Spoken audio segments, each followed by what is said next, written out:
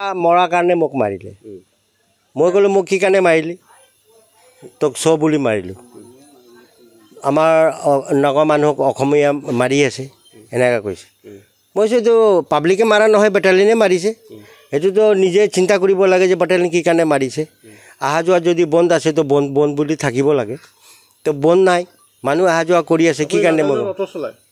নাই এতিয়াতো এৰিলোঁ অটো চলোৱাটো মানুহ এৰিবলৈ গৈছিলোঁ তো তাৰপিছত এই আমাৰ ষ্টাফ অটো ড্ৰাইভাৰ ষ্টাফকেইটা মোক লৈ গ'ল হস্পিটেল তাত ট্ৰিটমেণ্ট কৰিলে ট্ৰিটমেণ্ট কৰাৰ পিছত এইটো 3টা চিলাই পৰিছে আৰু এইটো মেডিকেল ৰিচিপ্ট দিছিলে কৈ মেডিকেল ৰিচিপ্টটো মানে আপোনাৰ নাগালেণ্ডৰ ভিতৰতে মাৰিছে আপোনাক চেক পষ্টতে মাৰিছে পুলিচে নাগালেণ্ড পুলিচে চাই আছে নেকি চাই আছে একো কোৱা নাই সেইটো কাৰণে মই ঘূৰি আহোঁতে মই তাইহঁতক চাৰ্জ কৰিলোঁ তো মই ক'লোঁ দুটাক ধৰিব লাগে আপুনি চাই থাকিবলৈ কি কাম সেইটো কাৰণে গোটেই পুলিচ মোৰ ওপৰত খঙাই গৈছে নাগা পুলিচ নাগা পুলিচে মোৰ ওপৰত খঙাই গৈছে মানে নাগা পুলিচটো নাগালেণ্ডৰ মানুহৰ লগতে মিলি আছে নেকি মিলি আছে পূৰা পাব্লিকত মিলি আছে নাগালেণ্ড ফ্ৰীটো এতিয়া ভিতৰত কি হৈছে কিবা হৈছে নেকি নাই এইটো লাপাতে মানে ষ্ট্ৰাইক কৰি ৰাখিছে সিহঁতে এফালে এফালে অহা যোৱা কৰিবলৈ দিয়া নাই বন্ধ কৰি দিছে লাফা পাব্লিকে কৰিছে নাগা পাব্লিকে কৰিছে কালি আমি দুজন ল'ৰাক কৰাপ্ত কৰিছিলোঁ এজন আমাৰ নামতলাৰ আৰু এজন নাগালেণ্ডৰ তেওঁলোক আমাৰ যিটো ইয়াত এবডাকশ্যন কেছ হৈছিল তাৰ লগত পৰোক্ষভাৱে জড়িত আৰু এভিডেঞ্চ আমি পাইছোঁ বহুত দিনৰ পৰা বিচাৰি আছিলোঁ আৰু তথ্য প্ৰমাণ পোৱাৰ পিছত আমি এৰেষ্ট কৰিলোঁ সেইকাৰণে প্ৰতিবাদ এটা কৰিছিলে যে নাগালেণ্ডৰ ল'ৰাটোক আমি কিয় কৰিলোঁ সেইটোতো আইনগত ব্যৱস্থা আমি ল'ব লাগিব যিহেতুকে ক্ৰাইম এটা হৈছে আমাৰ মাটিৰ পৰা মানুহ এজন উঠাই লৈ গৈছিলে তো সেইখিনি তেওঁলোকৰ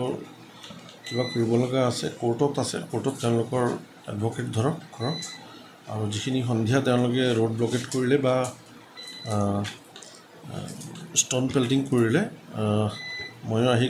ইয়াত কালি পালোঁ আৰু আমি তেওঁলোকৰ বিষয়ববীয়া সংগঠনবিলাকৰ লগত আৰক্ষী বিষয়াসকলৰ লগত কথা পাতি সেইখিনি ৰাতি 10:30 বজাত আমাৰ চল্ভ হ'ল গাড়ীকেইখন আমাৰ গাড়ীও গৈ আছে তেওঁলোকৰ গাড়ীও অহা যোৱা কৰি আছে আজি কিবা ঘটনা এটা কাৰোবাক পিটিলে বুলি শুনিলোঁ কিন্তু আমি কথা পাতি আছোঁ তেওঁলোকৰ এছপিৰ লগত কথা পাতিছোঁ যাতে এইখিনি আৰু নহয় আৰু কণ্ট্ৰল হৈছে চলি থাকিব নৰ্মাল হ'ব